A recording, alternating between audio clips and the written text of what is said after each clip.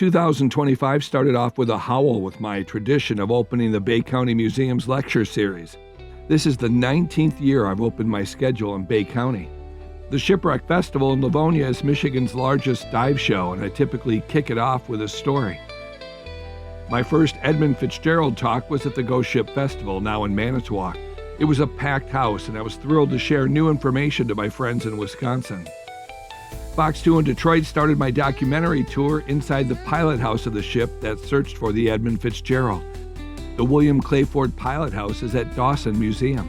I have an obligation to take everything that I've seen and all the camera work that we've done down there to bring that out to the mass of people who will never get the chance to see it.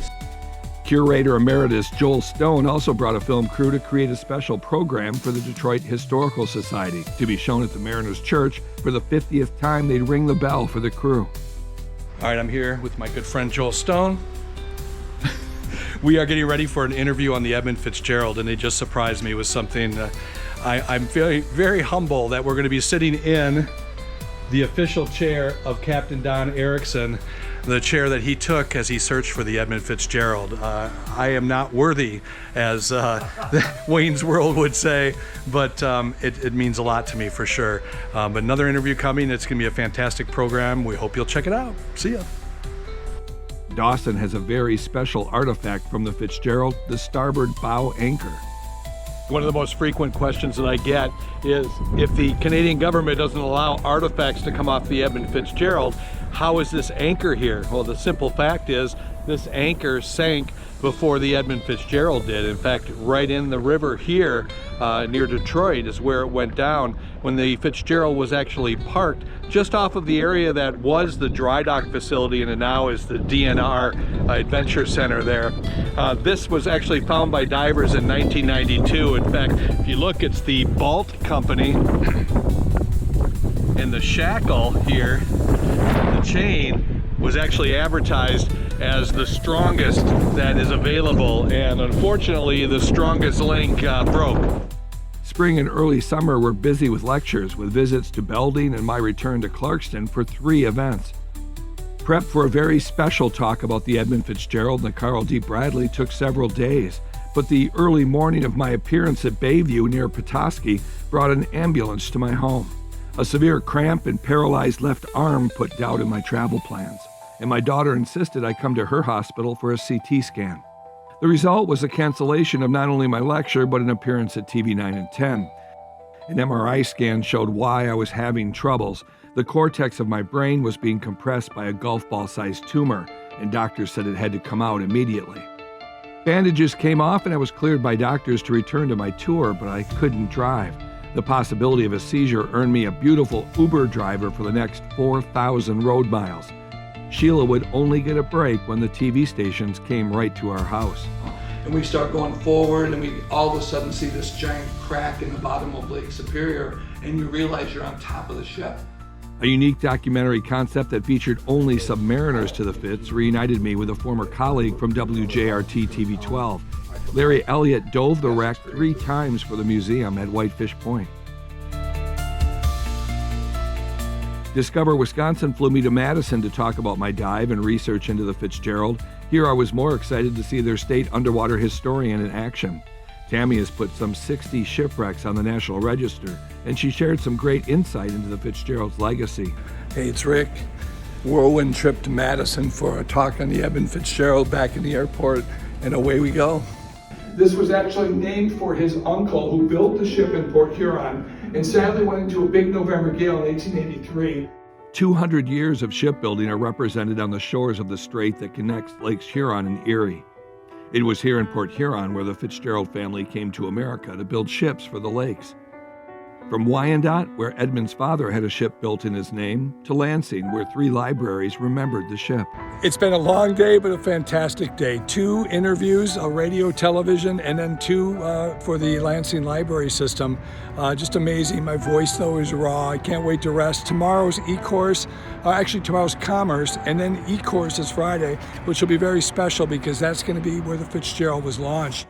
It's with great honor and respect that we, the members of the Wayne County Commission, commemorate the 50th anniversary of the sinking of the SS Edmund Fitzgerald.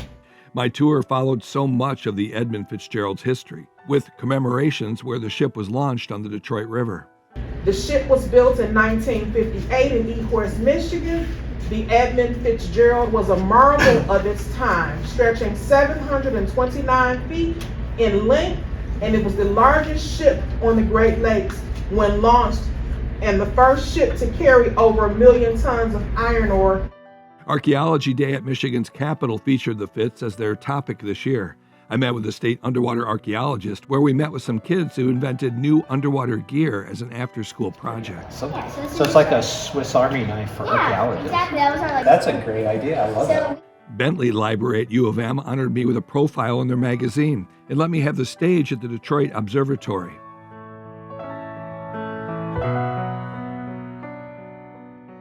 The hardest turnaround was from Troy's historic village to the UP, where we overnighted in the shadow of the Mackinac Bridge.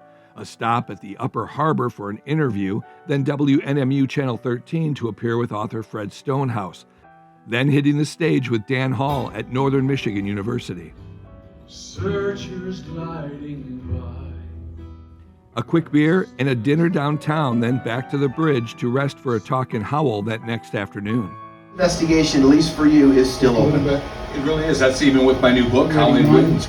My annual pledge drive was filmed at Detroit PBS, a tradition that spanned a decade of programs on Michigan and Ontario TV channels. A flight to Duluth brought me back on track for the Fitzgerald, where the last cargo was loaded at Burlington Northern. A personal tour by the manager there made the afternoon special. So right here in front of us is dock number 1, timber dock, built in 1892. All this lumber was Great Northern Railroad hauled in from Washington State, all virgin Douglas fir. A lot of this stuff is in very, very, very good condition.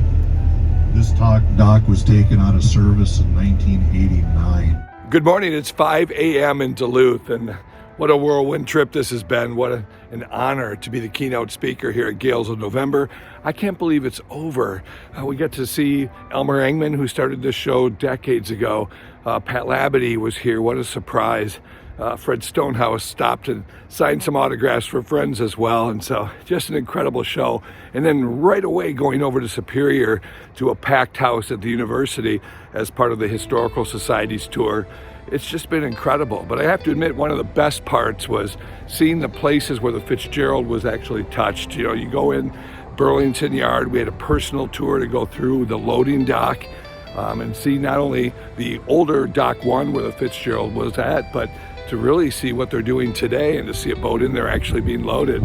But the highlight for me was the Fraser Shipyards. This is where Fitzgerald spent quite a bit of time. It actually wintered there for a bit, had modifications done there as well on the keel, as you know from the old Cook, and of course the bow thrusters were also installed there as well. The Fitz itself had been to the yard 12 times over its lifetime for miscellaneous repairs, 5 times in this dry dock. Dry dock is 831 feet long, so it doesn't fit the 1,000-footers, but it fits pretty much everything else that's non-1,000-footer except for the bow, but we all know the bow isn't operating currently. Most common boat in here seems to be the K Barker or the Leitcher Gertha are the two that seem to show up the most. Leitcher Gertha is pretty much pushing it to the max at 806 feet long. The rudder actually has to be turned to get the gate shut. The lake's most recent shipwrecks have found repairs at the yard. The Oberstar spent months here getting her bottom repaired after a rock dragged nearly the entire length of the ship. A sudden break in the Mishapacotton caused some tense moments on Lake Superior when a 13-foot crack appeared in the hull in June. The Mish was carrying ore pellets just southwest of Isle Royal and was temporarily patched, then Lower Lakes brought her here for one of the biggest rebuilds in memory. The hull has been fully repaired in Transport Canada and Rand, been going back and forth. So the Mitch is really just, we're taking care of her. They pay layup fees, we still heat her. So like this winter, for example, a boat like that uses like $6,000 to $8,000 of electricity a month just to heat the areas that have to stay warm.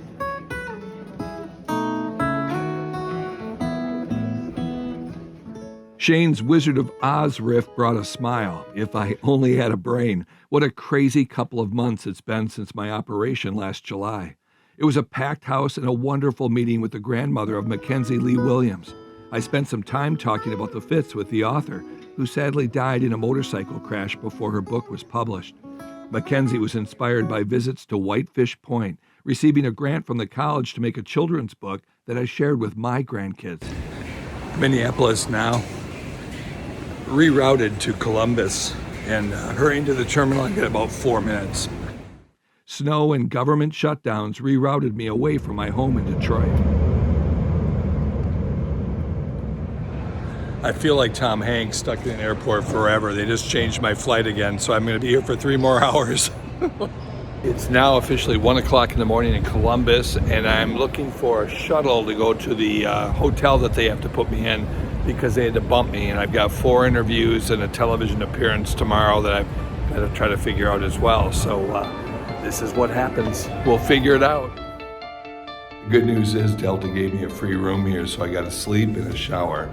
But I'm still in Columbus, so now I've got to head back to the airport. But my flight's not till 10, so I'll do 4 interviews on the radio and then 1 television interview via computer, and then my flight's at 10 o'clock. And then I head back to Michigan, and then I go back to Ohio to go to Toledo for the incredible National Museum, where they'll ring the bell 29 times and have a panel with a guy that was actually on the Fitzgerald very early in his career, Tom Walton. So it'll be a very special time. And good morning to everyone traveling on Delta Flight 3972. Very evident it broke on the surface. Bad maintenance, water coming in, the hatch is all leaking, and all of this is proven with video and interviews I've done. I don't know, the gales of November we're getting weather-wise right now are also a ripple effect because of the government shutdown. Ric Mixter is a Great Lakes shipwreck expert, author of the book Tattletale Sounds, the Edmund Fitzgerald investigation on this 50th anniversary of the sinking of the Edmund Fitzgerald in Lake Superior, and he's been navigating the skies, moving it around under these conditions. Ric Mixter. I'm boarding it right now. And he's boarding it right now. Don't go into airplane mode until they force you to. And we'll have a couple of minutes. The reason I asked Ric on, obviously, today is the 50th anniversary of the sinking of the Edmund Fitzgerald. And Ric Mixter is a noted historian of shipwrecks in the Great Lakes and has dived on it and written about it and filmed about it and done everything about it there is. And, you know, here we are, Ric, 50 years later. Have we learned anything that we didn't know about the Edmund Fitzgerald? I think so. I mean, it's more of a process of elimination where you go through and decide which things are not correct. There was never a shoal that vessel ran into. There were never 3 waves. That was another theory. Ric is a documentarian, a diver, and one of the very few people who has ever seen a wreck site with his own eyes. As a journalist and videographer, he has spent decades researching the Fitzgerald. The National Museum asked for the panelists to ring the bell for the lost crew. I was honored with the last ring, the one that reflects 25,000 others lost to the lakes. It was a sobering conclusion for November 10th. And one final ring in memory of all the mariners lost in the inland seas. We knew Midland, Michigan would provide a great crowd. I've done several lectures for the library and museum here, but November 14th was really special. This is exciting because this is the area that I was actually on TV for a while in Midland, Michigan, and wait till you see the crowd that we have here. This is pretty exciting.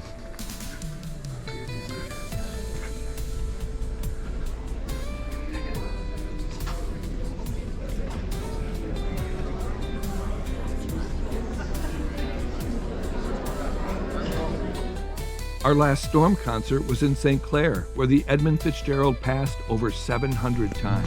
It's pretty rare that we actually get a set designer for our show. But look at this. It's a wharf.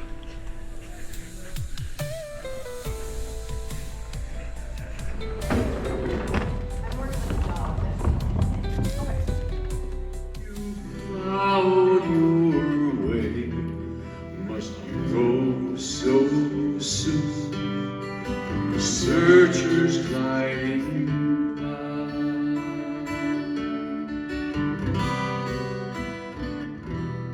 40 different cities in 4 different states, and it all ends up right here. My last live presentation in St. John's, Michigan, and What a great crowd, and what a great way to end the 50th anniversary of the Edmund Fitzgerald. I got to tell you, it's time now to find another topic for a while. It's always great to mix things up, and there's certainly other stories to tell, and I'll spend this winter developing a whole new talk just on the sole survivors. I think you'll enjoy that. Will hopefully debut coming up here in 2026. We're already filling dates, and you can keep along my progress at shipwreckpodcast.com and click on appearances.